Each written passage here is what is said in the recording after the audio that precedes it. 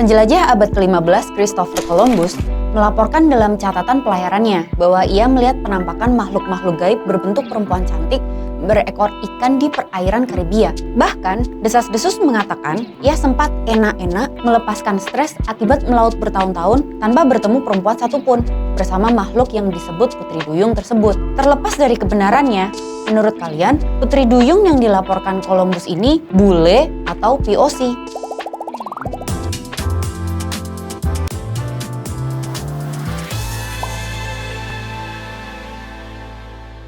Pertanyaan yang nggak masuk akal ini sayangnya harus dilontarkan ketika Disney merilis teaser trailer untuk The Little Mermaid yang akan tayang di Mei 2023. Orang-orang heboh karena Putri Duyung Ariel dimainkan oleh Halle Bailey, seorang aktris dan penyanyi berkulit hitam. Orang-orang white supremacist kebakaran jenggot, marah-marah sampai tantrum hingga mengeluarkan tagar "Not my Ariel" karena katanya Halle Bailey tidak sesuai dengan Ariel versi animasi yang keluar di tahun 1989. Sementara yang berkulit hitam dan pro representasi minoritas bersorak senang atau bahkan menangis terharu karena putri Disney favoritnya dimainkan oleh aktris yang mewakili mereka. Kontroversi ini malah makin menggarisbawahi pentingnya representasi dalam sinema untuk memperlihatkan bahwa kaum-kaum minoritas juga adalah sesama manusia yang juga punya cerita untuk dipersembahkan kepada dunia. Media, dalam hal ini film, dianggap sebagai cermin masyarakat, namun seringkali gagal memotret kaum-kaum minoritas dengan perspektif yang adil. Kelompok-kelompok orang kulit berwarna, perempuan dan LGBT, pemeluk agama dan kaum etnis minoritas, orang yang terlalu gemuk atau terlalu kurus, serta orang-orang difabel kerap jatuh ke peran-peran sampingan atau terjerumus stereotip yang sempit. Di Indonesia, media kebanyakan menampilkan pemeran utama berbahasa Indonesia dengan aksen Jakarta dan beragama Islam. Jika ada orang dari suku Jawa, Batak, Cina, Papua, Sunda, atau agama selain Islam, maka karakter itu akan digambarkan secara komikal dan terjerumus sebagai tokoh token yang stereotipikal.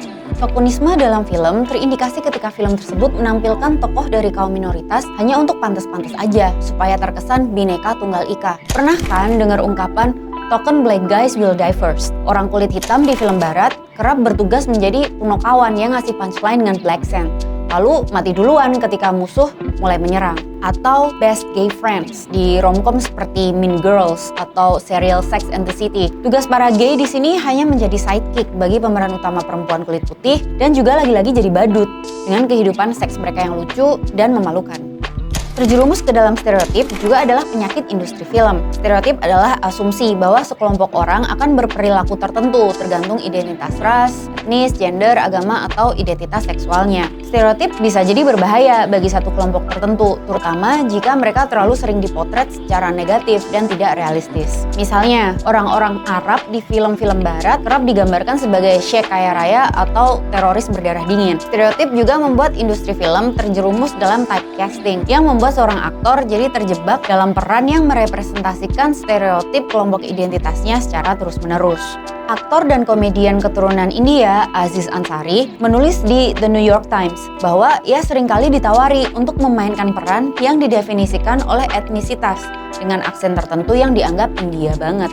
Persoalan casting atau pemilihan pemain yang tidak menghormati latar belakang aktor atau tokoh yang diperankan memang kerap jadi masalah. Seringkali orang kulit putih yang punya akses lebih baik ke industri film serta memenuhi standar kecantikan film dipilih untuk memainkan peran-peran orang kulit berwarna. Misalnya Elizabeth Taylor yang memainkan Ratu Mesir kuno Cleopatra di tahun 1963 atau Liam Neeson yang memainkan Ra's al Ghul di The Dark Knight Rises. Padahal menurut komik aslinya, supervillain ini lahir di suku pengembara padang pasir di Jazirah Arab. Hollywood juga membuktikan bahwa mereka sepertinya tidak bisa membedakan orang Asia Timur atau tidak peduli dengan keakuratan itu. Memoirs of a Geisha dikritik karena tidak melibatkan aktris Jepang di peran-peran utamanya. Di dalam negeri, film yang mendapatkan banyak penghargaan, Marlina si Pembunuh dalam 4 babak, menempatkan Marsha Timothy, perempuan Jakarta, keturunan Palembang, Batak, Tionghoa, dan Jerman, untuk memerankan perempuan pedalaman Sumba. Marsha Timothy dipulas dengan make up kulit gelap dan memerankan perannya dengan aksen yang tidak sempurna.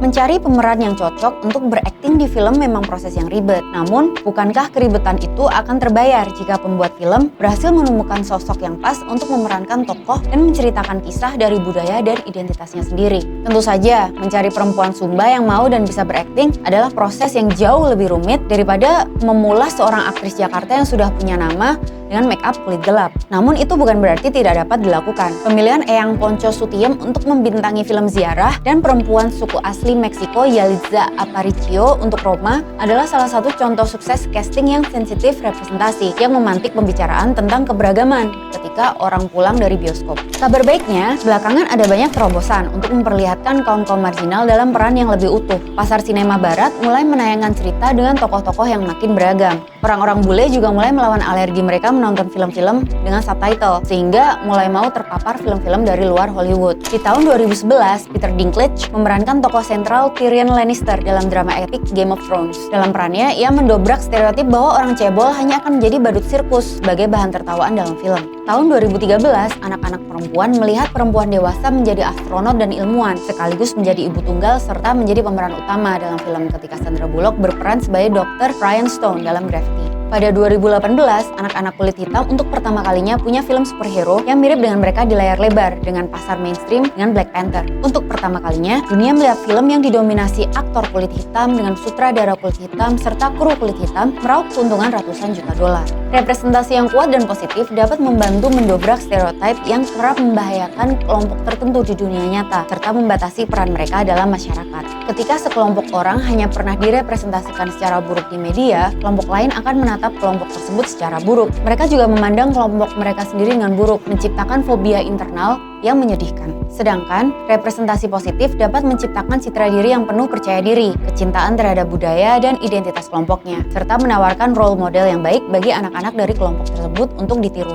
Gadis-gadis kecil kulit hitam yang bersorak senang karena Ariel ditampilkan sebagai putri duyung berkulit hitam adalah contohnya. Dengan adanya representasi positif kelompok mereka di masyarakat, mereka dapat menjadi superhero, astronot, atau putri duyung, atau siapapun yang mereka mau. Dengan seni dan sinema, semua lapisan masyarakat belajar bahwa kelompok lain juga adalah sesama manusia yang punya cerita untuk dibagikan. Pada kenyataannya, orang-orang ternyata tetap selalu punya cara untuk menjadi rasis, misoginis, dan homofobik. Walau alasannya terkesan berlandaskan logika, ajaran moral atau agama, dasarnya tetap saja kebencian kepada suatu kelompok rentan. Hal ini hanya menunjukkan bahwa representasi yang baik sungguh penting demi kedamaian sesama manusia. Jika orang-orang yang protes bahwa Arielnya Halle Bailey tidak persis dengan literatur, kemana aja mereka ketika Yesus dan malaikat Gabriel, Mikael, Rafael tidak ditampilkan secara biblically accurate? Sinema banget bro, si paling sinema.